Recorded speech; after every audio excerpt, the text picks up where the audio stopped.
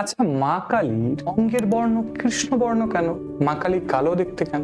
যদি আমরা রামপ্রসাদ বা শ্যামা সঙ্গীতে মায়ের বহু রূপের কথা শুনে থাকি, শ্যামা কখনো শ্বেত, কখনো পীত, কখনো নীল, কখনো লোহিতরে, কিন্তু মায়ের যে কালো স্বরূপ বা কৃষ্ণ বর্ণ স্বরূপ, সেই কৃষ্ণ বরণ স্বরূপটি মা কোত্থেকে পেল? দেবী ভাগবতের নবম স্কন্ধের প্রথম অধ্যায়ে বলা হয়েছে, কৃষ্ণ ভাবনায়াস্বাৎ কৃষ্ণ বর্ণা সনাতনী, অর্থাৎ ভগবতী কালী ভগবান শ্রীকৃষ্ণের চিন্তা করতে করতে ভগবান শ্রীকৃষ্ণের যে কৃষ্ণ বর্ণ, সেই কৃষ্ণ বর্ণ রূপটি তিনি পেয়েছেন।